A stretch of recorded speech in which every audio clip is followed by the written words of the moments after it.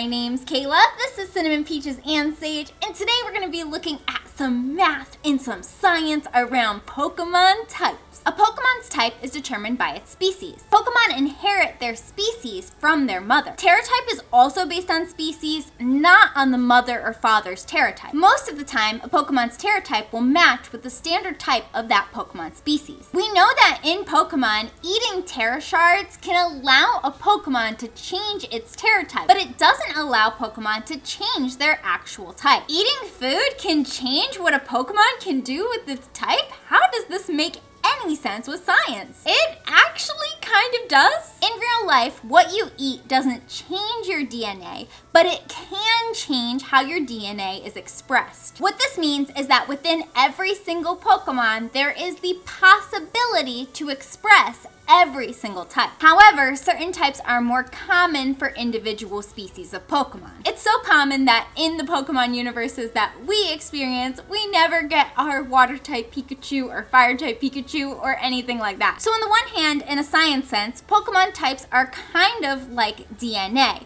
but this doesn't explain how Pokemon types interact with each other. So what is the real life equivalent of Pokemon types interacting with each other? The closest thing we have to this in real life is elements. Examples of elements in real life are things like oxygen, hydrogen, helium. There's also more solid elements like iron and copper. Elements react to each other in different ways. If you've ever taken Mentos and put it in a Coke bottle, you've actually seen elements interact with each other. Looking at Pokemon types as elements also allows us to connect them to infinity energy. In real life, elements are made up of atoms. We're gonna call the atoms of the Pokemon world infinity particles because we don't really have a word in Pokemon for a specific amount of infinity energy. The reason I'm connecting these two things is because atoms in real life can be used to produce energy in a similar way to how we see infinity energy in Pokemon. Atoms produce energy in two ways: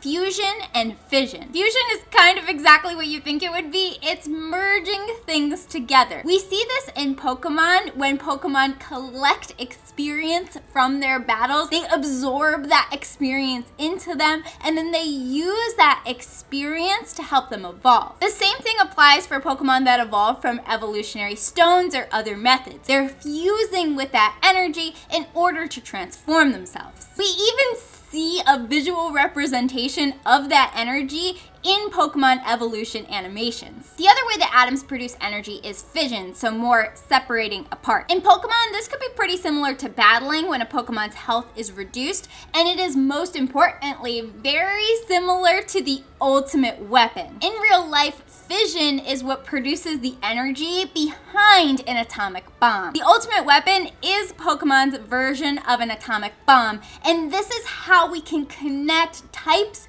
to infinity energy, to the ultimate weapon, to all sorts of different things in Pokemon. Alright, so we looked at types from a scientific sense, but what about from a mathematical sense? If you're somebody who wants them to add another type, this is the part of the video for you. As you can see from this diagram of the strengths, weaknesses, resistances, and can't hit situations in Pokemon, it gets incredibly complicated. That's why we typically use this type chart when we're talking about different types rather than something more like this. Historically in Pokemon, new types have been added specifically for competitive balance. For example, the Dark and Steel types were added to balance out Psychic types, with one being strong against Psychic types and another resisting them. Similarly, the Fairy type was added to balance out the very powerful Dragon type. So with these three types added since the beginning, are the types balanced now? If we look at type coverage, specifically the offensive and defensive capabilities of different types, the Steel type stands out as particularly defensive, with the Ice type standing out as particularly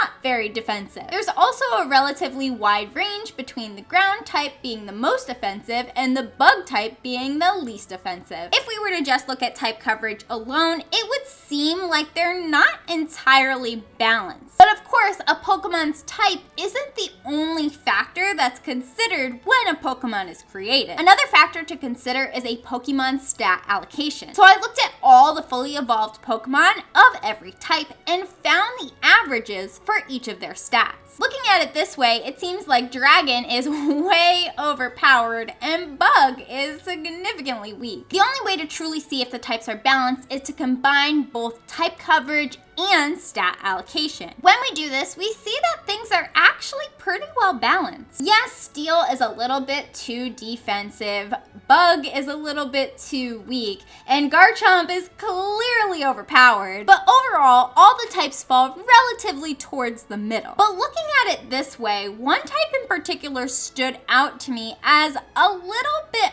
odd, and that was the grass type. Based on this chart, it looks like grass is the second worst type in the game. And yet, grass is a starter type. It's supposed to be perfectly balanced in a triangle. How can this be? So let's take a closer look at the grass type to figure out why it was chosen as one of the starter types. There are 3 perfect type triangles in Pokemon. By perfect type triangle, I mean that each type resists one and is strong against one within their triangle. The second type triangle is grass, poison, and ground. And the third type triangle is fire, rock, and steel. The key to the balance of this first type triangle, the starter types, specifically the grass type, is that it's not just about how many types they're good or weak against or what their stat allocation is. It's also about what specific types they're good against. As I said previously, it's clear that Garchomp is a huge offensive threat based on this diagram and its Dragon Ground typing. Dragon and Ground are 2 of the best types in Pokemon. Dragon resists all of the types in the starter triangle. Fire, which appears to be the best of the starter types on paper, is weak to ground. Water, the second best type in this triangle, is strong against ground but does not resist it. And grass, which seems to be the weakest type in this triangle,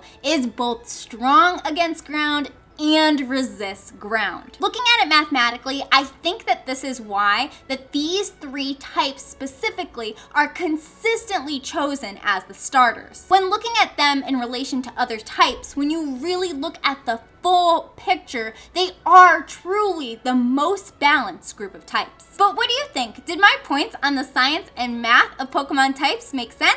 Let me know in the comments. Make sure to like, subscribe, follow me on Twitter, and join our Discord Capsule Monsters where we talk about Pokemon theories. I hope you have a great day or night, and I will see you in the next one. Bye!